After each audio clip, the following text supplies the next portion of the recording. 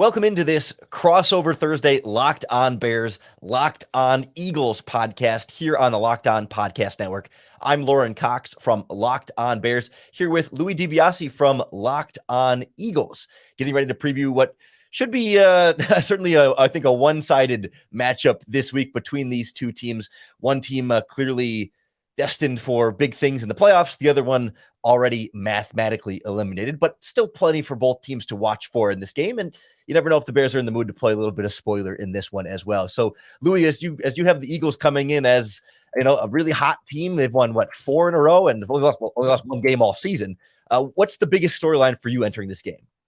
Yeah, that's a great question, Lorin. And yeah, they're red hot. They slipped up a little bit there on that Monday night game against the Washington Commanders, but since they've been absolutely on fire. I think the key for this football team, as they're trying to continue to hold on to that one seed in the NFC, and we saw in 2017 when they won a Super Bowl how important home field advantage was, and also keep ahead of the Dallas Cowboys in the NFC East, it's just not to get too ahead of themselves and not overlook the Chicago Bears team. Although you said they're, out of the playoffs this year, Justin Fields, anytime you have a quarterback with that kind of dynamic threat through the air, on the ground, he's going to break 1,000 rushing yards this year. You can't overlook this team. And it could be easy to, considering they have a massive matchup on Christmas Eve next week against the Dallas Cowboys. Micah Parsons is already talking trash about Jalen Hurts. So the key for the Eagles this week and the big storyline is just taking things one day at a time, as they always preach. And it sounds cheesy, but you got to take that into account. You got to take it seriously when you play a bad team and then a pretty damn good team in your division. So they can't overlook the Bears, who have played teams close this year, just like the Dallas Cowboys.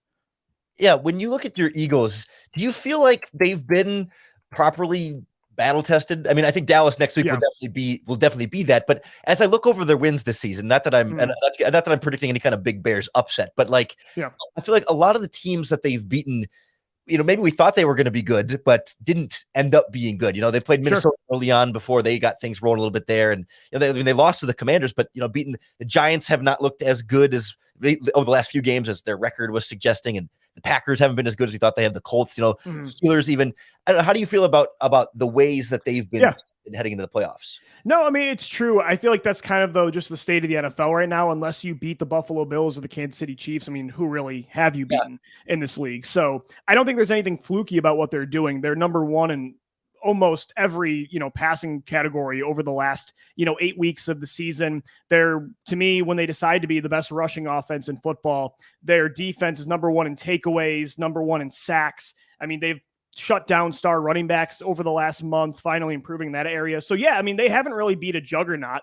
They've beat some playoff teams, but they haven't beaten a top tier football team. But at the same time, I don't think, Lorin, anything they're doing is they only won because they played the Jacksonville Jaguars, or they only got by because they played the Houston Texans. I just think the state of the NFL right now is that there aren't a lot of great teams. Most teams are very inconsistent, and anybody could get it each week. So it's kind of a mixed bag, but I think, even the better teams they've played this year, they've won pretty handily. The Giants and Titans the last 2 weeks, not elite teams by any stretch of the imagination, but when you beat two teams in the playoffs by 25 plus points in back-to-back weeks, I still think that's a sign of a good team. But again, at the same time, like I said earlier, you can't overlook these opponents because state of the NFL right now, the Bears can beat you. Anybody can beat you. You were down by 2 scores against Jacksonville earlier this year, so they got to take everybody seriously. Yeah, to your point, we've also seen teams randomly start to get good, like the Detroit Lions all of a sudden. Yeah, right. They've won 6 of the last 7 games. Yeah, so it's just the NFL this year is as weird as it's weird. I didn't think it could get as weird as it did in 2021, but this 7-team playoff just ceases to amaze me the last 2 years, how chaotic it's been. Yeah, and I think we'll see, to get to the Bears here, that this is a Bears team that is playing teams tough, and that even though they've lost, what is it now, 6 in a row, and they just coming off the bye week now. They've been in a lot of situations this year where there's under 3 minutes left in the game. Justin Fields has the ball down 1 possession and an opportunity to drive down and win these games. And they haven't. And a lot of people have been quick to blame Justin Fields on that. And I think that's a little bit too much of the blame going on the quarterback and not enough on drop passes from receivers here, a fumble by a receiver there, a muffed punt in this situation. There have been a lot of games where Fields is doing everything he can, and the supporting cast hasn't always been there to put him over the top. And so as they come out of this bye week now for Philadelphia, we want to see how this new coaching staff does coming out of bye weeks? Are they a team that uses that extra preparation to their advantage? Coming off of the Matt Nagy era where they were historically bad out of bye weeks. Every time they'd have a bye week, their next game, they would lay the biggest egg of the season. Just when you think, they're ready to turn things around or have some kind of bounce back game, they just could not do anything out of the bye week. So can they be more prepared this time around, especially getting a little bit healthier? Can this defense get out of its own way a little bit here? That's been the big weakness across the roster for the second half of this season so far, that they just can't stop anybody. They've been very banged up, but now Jaquan Brisker back from concussion, Kyler Gordon back from concussion. Generally speaking, as healthy as that group has been in the last 5 or 6 weeks, but still some very real deficiencies here, going up against the Eagles, the number one offense in the NFL in pretty much every category. Definitely most categories, yeah, for sure. But Lorin, like you said too, Justin Fields has been super impressive this year.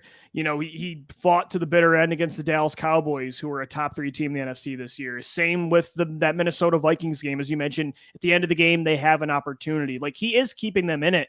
And I think it'd be very hard to blame Fields considering the support system that he really doesn't have in Chicago right now, right? I mean, you look at his receivers, that's not going to get it done for any quarterback to take a step. That's the thing with Jalen Hurts. He has done a lot of developing on his own this year when it comes to accuracy, ball placement, mechanics, the mental stuff inside the pocket. But he's got A.J. Brown, he's got Devontae Smith, he's got Dallas Goedert and Miles Sanders, an elite offensive line. A support system is crucial to a quarterback's success. I mean, the Eagles saw that with Carson Wentz when he didn't have it, how quickly he regressed. So I think Bears fans should feel very optimistic, almost looking at the trajectory Hurts has been on the last 2 years as maybe an example of what Fields could become next year if the Bears do right by him this offseason. I'm a big fan of Justin Fields. To be honest, Lorin, I wanted the Eagles to draft Fields in the 2021 draft over starting Jalen Hurts for that coming season. So I'm a big fan of his talent, and I think he can do exactly what Hurts is doing this year. I think he's that talented. You can see that he's been elevating that team a lot this year. Yeah, that's the model you're hearing a lot of Bears fans talk about, is how can they be the Eagles of 2023? Makes sense, man. It makes sense. Well, we'll see how this current talent gap between these two rosters really kind of takes its shape on Sunday, but we'll kind of get into some of those individual matchups and see where the Bears need to win to try and pull off the upset, or where the Eagles need to win their matchups to hold this Chicago team down, as we continue our crossover Thursday podcast, Locked On Bears, Locked On Eagles, here on the Locked On Podcast Network. In today's episode of Crossover Thursday for Locked On Eagles and Locked On Bears is sponsored by SimpliSafe. At Locked On Eagles and Locked On Bears, we believe homes should be where you and your family feel the safest, especially over the holidays. This season, give yourself and your family the gift of peace and protection with the #1 rated home security system, SimpliSafe. And right now, SimpliSafe is offering Locked On Eagles and Locked On Bears listeners 40% off a new security system for your home. Don't put this off. Here's why we love SimpliSafe. #1, they have just the best customer support. I mean, they have representatives on hand 24/7, monitoring agents or customer support staff. I love their advanced technology as well, controlling your system from your smartphone app, viewing your crystal clear HD security cameras, the wide range of high-tech sensors. SimpliSafe is really there for us. We had a scare a couple months ago where SimpliSafe really came through. They were named the best home security system of 2022 by the United States News and World Report, a 3rd year in a row. In an emergency, 24/7 professional monitoring agents use Fast Protect technology exclusively from SimpliSafe to capture critical evidence and verify the threat is real so you can get high priority police response. SimpliSafe is also the whole home security with advanced sensors for every room, window, and door, HD security cameras, as I said, for inside and out, smarter ways to detect motion that alert you when a threat is real, and even hazard sensors that detect fires, floods, and other threats to your home. Don't miss out on your chance to save big on our favorite security system. Get 40% off any new system at simplisafe.com/lockedonnfl today. That's 40% off at simplisafe.com/lockedonnfl. There's no safe like SimpliSafe. It's Crossover Thursday here on Locked On Bears, Locked On Eagles. I'm Lorin Cox from Locked On Bears with Louie DiBiase from Locked On Eagles.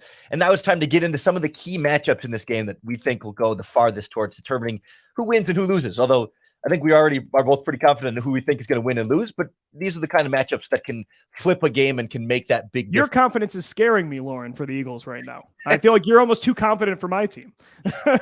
Listen, when your team has lost 6 games in a row, it's hard to go into a matchup with the number 1 team in your conference. That's fair. And have any kind of confidence about a win coming off out of that one, especially when you look at an Eagles defense that has just some real horses at the pass rushing spot. I mean, I know they traded for Robert Quinn. He's on injured reserve now, so we're not going to get to see the revenge game in this one. But I still look at guys like Josh Sweat and Brandon Graham on the outside and worry about how this Bears offensive line is going to be able to hold up. They've been playing a lot better over the last few games in terms of giving Justin Fields a little bit more time to throw, a little bit more time for some of these plays to develop downfield.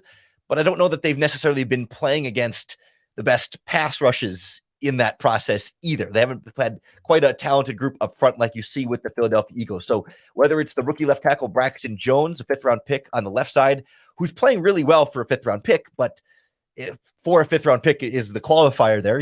I think he's been closer to average overall, but impressive for where he's drafted. Or right now they've kind of been rotating at the right tackle spot with the veteran Riley Reif, and they're giving the former 1st round pick Alex Leatherwood some rotational snaps there and trying to play him more and more. And I'm worried about a guy like Leatherwood going in there and still being rusty and still developing and getting whooped real quick and having a lot of pressure in Justin Fields' face. Now, if Bears can give him some of that time to let plays develop downfield, maybe work some play action off of that and not have to just go into scramble mode because the pressure is there, that's when guys like Chase Claypool can get open downfield, or Cole Kmet can create some space over the middle of the field and let these route concepts, actually fully develop. Not that the Eagles secondary is anything to scoff at, but you make any secondary have to cover for 4 or 5 seconds, and Fields' legs can help you do that. That's when they can start to get into trouble, and it just takes a couple of explosive plays here and there for the Bears to keep up with a potential shootout in this one. Yeah, I think the Eagles' defensive line versus Justin Fields' mobility is definitely the key. I mean, the Eagles had a 7-sack performance last week against the New York Giants. They kept Daniel Jones' mobility in check. The number 1 team in sacks this year. I mean, even without Robert Quinn, they are incredibly deep. Hassan Riddick having 10 sacks this year. Josh Sweat has 7.5. Brandon Graham has 8.5. Javon Hargrave has 8. Fletcher Cox has a sack in the last 3 games. He's been on fire. Their new additions like Linval Joseph and Ndamukong Suh have been good. Rookie 1st round pick Jordan Davis is back. So Justin Fields is going to have his handful. That's the tough thing, is when you play the Eagles, the offensive line's got to play 100% of the snaps. But the Eagles are rolling through 8-9 defensive linemen right now that are fresh, veterans, young players. I think Justin Fields is really going to have to elevate that offense again with his mobility, get outside the pocket, get away from these elite defenders, and try to buy some more time, because it's even harder. I mean, in the backfield, the Eagles have Darius Slay and James Bradbury, who, according to PFF, 2 of the top 3 players when it comes to lowest passer rating allowed this year. So I think it really, Lorin, this is like, we know how important the quarterback position is to, win because of, not just win with and carry a team. This is that prime example of, even if they don't win, it's going to be fun to see how close Fields can keep it against such a talented unit. Yeah, it's funny. I think the Eagles might have 8 defensive linemen who would all be better than every Chicago Bears defense. Hey, Howie Roseman, that's the thing, man. Every year during the draft process, I'm like, okay, we took a lineman the last 5 years in the first 2 rounds. Can we just 1 year take a year off and take a safety or a corner? But this team is invested in the trenches more than anybody in football. And even if they have 5 good ones, they're not satisfied. Well, and you see that a lot with their offensive line as well. I mean, another group that's got a lot of investment of draft picks. I mean, you look across the board, I think all 5 of their starters were their own draft picks. I mean, not all high draft picks, but yes. Yep. all homegrown talent there that they've clearly put an emphasis on drafting, and they just used the 2nd round pick on Cam Jurgens, and I don't think he's not even starting yet either. I mean, Jason Kelsey's still going strong. Yeah. I mean, they're rolling deep on that side of the ball. And like I mentioned, this Bears pass rush, I can't say that I've done an in-depth study on every team's pass rush, but I would bet the Bears is near the worst in the NFL, if not the worst in the NFL. They just cannot consistently get pressure. And we've seen this defensive coordinator, Alan Williams, try just about everything he can. Some games they'll blitz a ton and it doesn't really work. Some games they'll not blitz at all and drop 8 in coverage more often and still doesn't work. They're rotating a bunch of different guys across the board, trying their 3 technique out at defensive end. They're trying defensive ends in at 3 technique. They're stunting. They're putting guys on the same side. They're moving around. I legitimately can't think of other things this defense could still try to get more pass rush going, other than finding some diamond in the rough on the street that no one's heard of and just lottery ticket chances on the D line. And I think that's going to be a real problem, giving Hurts, for the similar reasons, giving Hurts time to just sit in the pocket and throw. And if he doesn't, then of course he can take off, and that's going to create the same problems for the Bears defense that Justin Fields could create for the Eagles defense. For sure. No, that's a great point. And, that's the thing about the Bears defense. I mean, that's just reality for a rebuilding team that traded away their best defensive player in Roquan Smith. And although Robert Quinn didn't do much for the Eagles and has been having a down year for the Bears, I mean, I think he was their most established pass rusher on the edge. So, yeah, I mean, the coordinators are going to have to just get creative, and especially against an Eagles elite offensive line and elite weapons and, an elite quarterback and a running back that has 1,000 yards this year. It's a tough task for sure. I think maybe the Bears strategy, although it's gotten better for the Eagles lately, was earlier in the year they were struggling against the blitz. It never felt like they had a hot read open. They just relied too much on Jalen Hurts' mobility, and teams got them on that. But even in that area, Jalen Hurts the last 4 weeks has been so much more improved. I mean, that first touchdown against the Giants to Devontae Smith, there was a blitz on 4th and 7. He read it the whole way, found Smith down the middle of the field, and, did not, unlike last year where he probably would have rolled out, stayed in the pocket and made the throw. So even against the blitz, he's, fixing that area of weakness too. So for the Bears, Lorin, I guess, I mean, it's just going to have to be throw the kitchen sink at the Eagles and just not be afraid, because you've got nothing to lose. Yeah, that's a good way to put it. This Bears team doesn't have much to lose, and maybe they can go all out and try and catch an Eagles team looking ahead of them a little bit on the schedule here. We'll go through some of our predictions for this game, give a score, and kind of what we're expecting to see from the game on Sunday, next on Locked On Bears. And Locked On Eagles, part of this crossover Thursday podcast. That's such a habit for me to sit on Bears, and I had to process that in there. But this crossover Thursday podcast is brought to you by our friends at BetOnline, the number one place for all of your sports betting information, stats, news, and analysis. Looking at this Bears-Eagles matchup, BetOnline has the Bears as 9-point underdogs, the Eagles 9-point favorites, then on the road at Soldier Field. And the over-under for this game set at 48.5 points. I think, as I'm just glancing at the numbers real quick, I think that's the highest scoring game, or the second highest scoring game they're projecting this week in terms of the point total there. It's only Chiefs-Texans that they think could go a little bit higher. That one also has an even wider spread. The Bears and Eagles, I think, are the second widest spread this week as well. If you like those odds, BetOnline is going to be the number one place to go get your bets in. If you love sports podcasts, you can even find those at BetOnline as well. It's the latest odds and trends for every professional and amateur league out there, from pro football, but also college bowl season, basketball, the World Cup final coming up this weekend. Argentina and France should be a good one. They've got it all at betonline.net. So head on over to their website today, or use your mobile device to learn more about all the different trends and action happening each and every day. BetOnline, where the game starts. You're hanging out with some friends and putting back a few drinks. A few becomes a few too many. As the evening comes to an end and people start to head out, you think of calling for a ride. Nah, you live nearby. You can make it home okay. It's no big deal.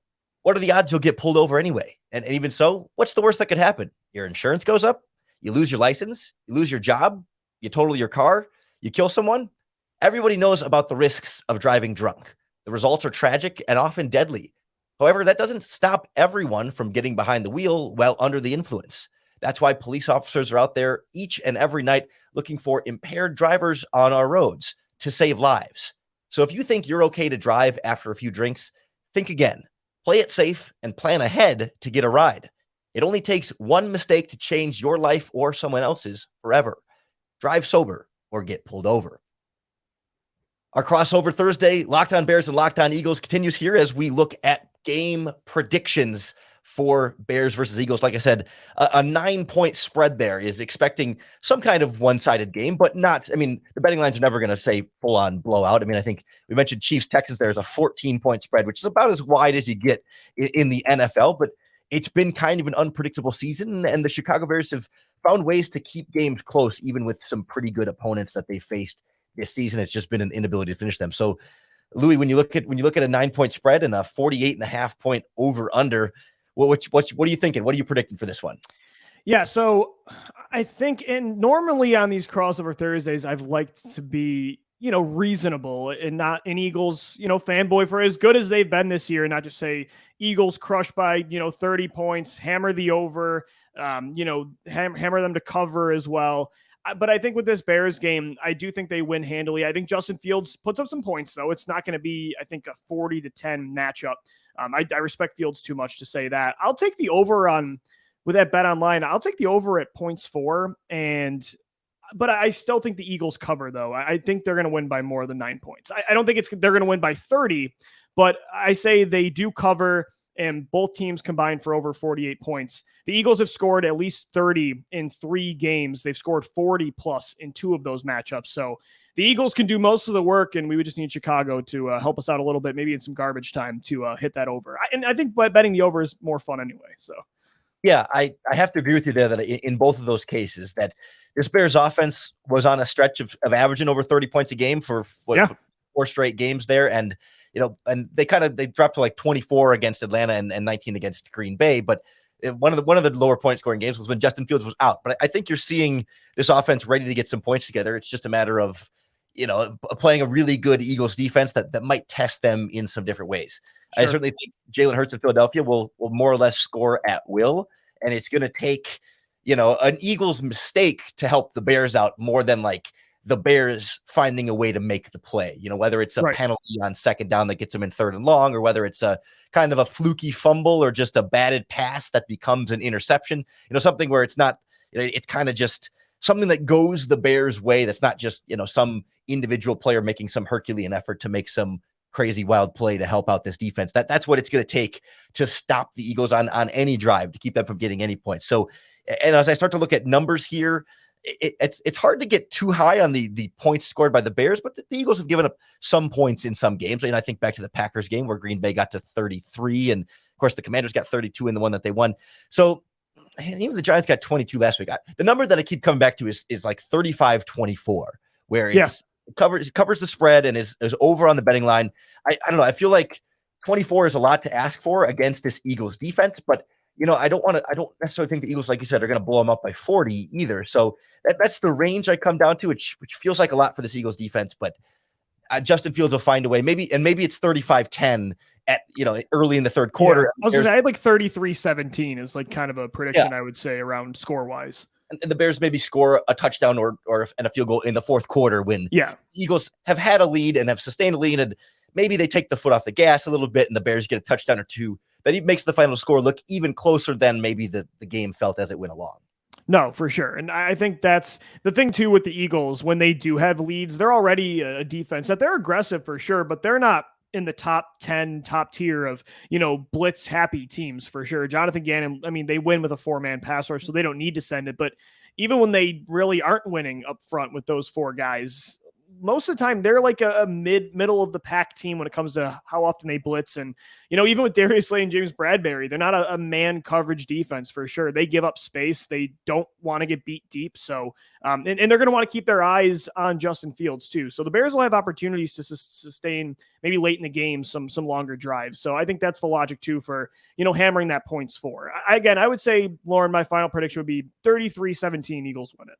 Yeah, that sounds pretty reasonable to me. Yeah. So just to kind of recap here, I think we and you're going to see in all the pregame shows are probably going to predict Eagles wins across the board, right? It's all pretty standard here. But from your perspective, if somehow, some way the Chicago Bears were to pull off an upset in this game, what would it take? What would it look like? What would the Eagles have to do wrong? And what would the Chicago Bears have to do right? Yeah, I think it goes back to what you said about the Eagles more so beating themselves than because the Bears, again, are just so outmatched when it comes to personnel on both sides. The Eagles, to me, are the most talented roster in the league, and Chicago might be in the bottom tier right now outside of their quarterback and, their running back. I like David Montgomery a lot, but outside of that, it's tough to see a lot the Bears would have an advantage in against most teams. It would be really just if the Eagles kind of get back into that slump they were in when they lost to the Commanders. They barely beat the Indianapolis Colts, where they had in the first half against the Titans, where they had like 8 offensive penalties. If they're getting a lot of penalties, they're kind of shooting themselves in the foot with some costly turnovers. I think that's really the only way the Bears could, find a way to pull off this upset. And maybe, I don't know, with special teams, because the Eagles have been better at special teams the last 2 weeks, but Their kickoff coverage hasn't been great. Their punt return game hasn't been good. So the Bears would just have to win in those different kinds of ways, special teams, turnovers, just take advantage anytime they have to be, taking advantage of any mistakes the Eagles make. Normally it's a flawless team, but there's been some times this year where there's been some slip ups and there's some windows for teams to take advantage, but it's going to be tough for Chicago for sure. This is not the year to, I would say, want the Philadelphia Eagles. Yeah. And the Bears have the Bills after this. So it's a great time, tough, man. Fan. Draft position, baby. Draft position. They just have to hope that former Eagles player personnel director, current Bears assistant GM Ian Cunningham has the nuclear launch codes and all the secrets to the Eagles roster. The last time a top tier front office Eagles guy left, Joe Douglas, he didn't get quarterback right with Zach Wilson, but the Jets roster looks pretty good. So yeah, hopefully he does the same thing for Chicago. He'll have all the inside tips on how to beat these Eagles. That's what it's going to take. Louie, really appreciate you joining us for the crossover podcast here. Best of luck to your Eagles, and I'm assuming you're going to have a long postseason ahead of you. So yes, sir. Good luck with that. Yes, sir. Same to you, Lorin. Always good to talk to you, and we'll talk soon.